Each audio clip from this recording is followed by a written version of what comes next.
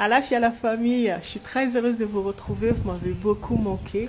Aujourd'hui, épisode 75, après les attributs de l'élément R, nous allons voir tout ce qui bloque cet élément en nous, c'est-à-dire qui empêche l'être empathique, notre côté empathique, de pouvoir s'exprimer et de fonctionner correctement, afin de nous permettre de pouvoir décoder correctement les informations de notre environnement, de sonder les énergies qui nous entourent, des lieux, des êtres que nous croisons, avec lesquels nous interagissons, d'interpréter correctement les événements qui ont lieu dans notre monde. D'accord? Et tout ceci est entravé et bloqué par son opposé, c'est-à-dire le côté narcissique. Être narcissique, c'est être fasciné ou tomber amoureux de son reflet, d'accord, de son image, d'accord. Et donc, narcissique, ça veut dire que nous tournons notre regard vers l'extérieur, parce que le reflet, le miroir se trouve à l'extérieur de nous. Et donc, c'est un monde, un reflet, un miroir, c'est un monde artificiel, c'est une illusion, d'accord. Et donc, l'être qui sommeille en nous, notre âme, notre divinité, en train de tout faire, puisque les âmes ont repris le contrôle, vous le savez maintenant, sont en train de tout faire pour tourner notre regard maintenant vers l'intérieur, c'est-à-dire le véritable monde. Et ça c'est ce qu'on appelle la traversée du désert. Traversée du désert pour arriver à un oasis de paix, d'accord, dans le véritable monde. C'est ce qu'on appelle la sortie de la matrice artificielle contrôlée par le bas astral, donc l'ego, le narcissique qui est en nous, qui tourne complètement son regard vers le miroir au lieu de tourner le regard vers là où se trouve notre soi supérieur, donc notre véritable réalité. D'accord? Donc, on parle de la vie, on est en train de nous préparer à sortir progressivement de la matrice illusoire contrôlée par le mental égo et tout ce qui est narcissique. D'accord? Donc c'est pour ça que vous entendrez parler de cette phrase qui est tirée de la Bible qui dit ceci: mon peuple meurt faute de connaissance. D'accord? C'est parce que c'est l'ignorance qui dirige notre vie jusqu'à maintenant. Et l'intelligence se trouve en nous. L'intelligence, c'est notre divinité, parce qu'en fait l'ego pense que c'est lui qui crée sa réalité, qui crée cette réalité, qui est au contrôle de tous les événements qui nous arrivent. Et donc l'ego pense que c'est lui qui fait battre son cœur. Quand on est dans l'ego, on pense que c'est nous qui faisons battre notre cœur, que nous sommes au contrôle de tout, que c'est nous qui créons notre réalité. Non, c'est pas du tout cela. Alors, quand nous avons commencé la traversée du désert, certains l'appellent le burn-out, certains l'appellent la nuit noire de l'âme. D'accord? C'est cette période où nous nous retrouvons seuls parce que nous souffrons, nous nous sentons trahis, abandonnés par tous les êtres que nous pensons avoir aidés, que nous pensons, nous avons considérés comme notre famille ou des proches. Ils nous abandonnent tous.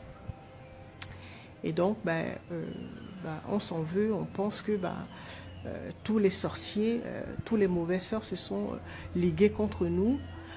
Non, c'est tout simplement que nous nous sentons perdus. Pourquoi? Parce que nous pensons que notre monde s'effondre. C'est tout simplement le monde artificiel qui est en train de s'effondrer pour laisser place, le monde artificiel, c'est-à-dire le monde construit par l'ego, d'accord, qui est en train de s'effondrer. En fait, c'est notre ego qui souffre, qui est en train de se disloquer pour pouvoir fusionner avec ce que nous sommes véritablement, c'est-à-dire notre être véritable qui se trouve à l'intérieur. C'est l'observateur qui se trouve en nous. D'accord?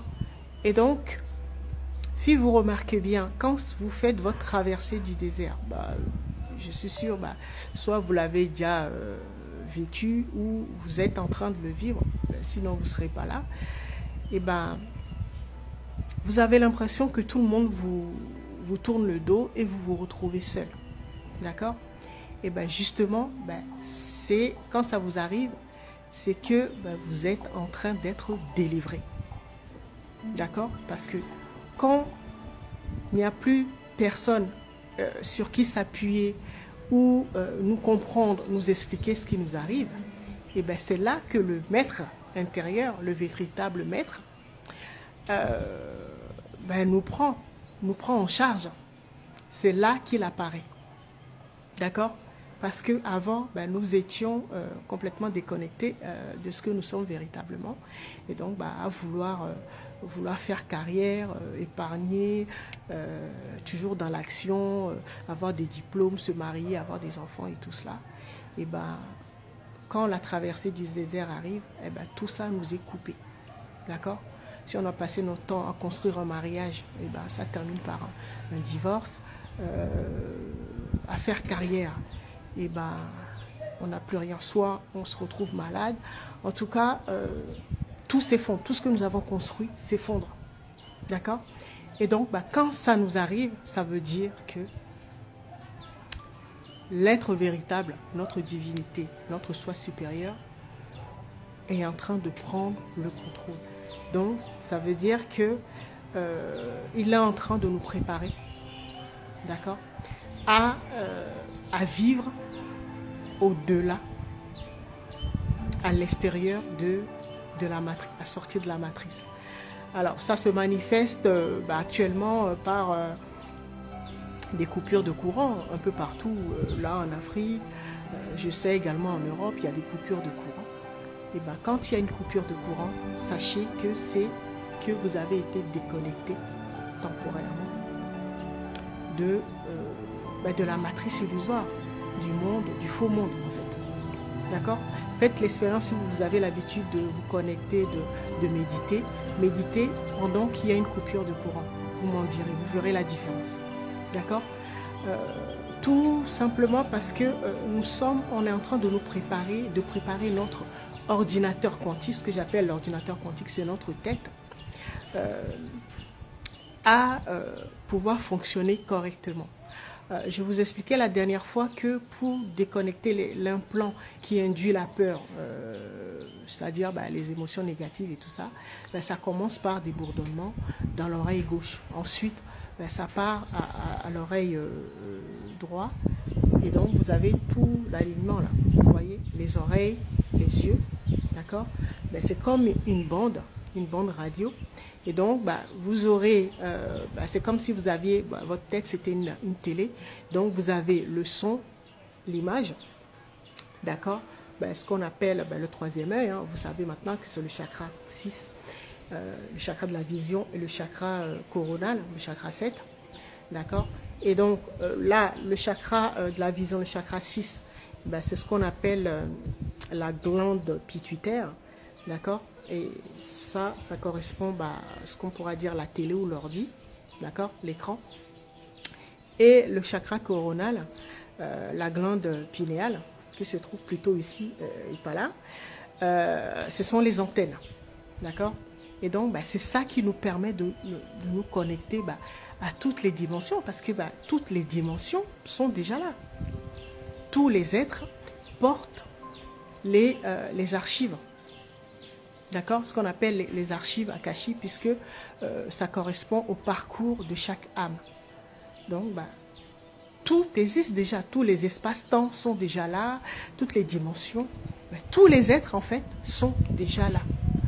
Et que ce soit les êtres de la 7e dimension, de la première dimension, 28e dimension, tous ces êtres sont déjà là. Nous allons le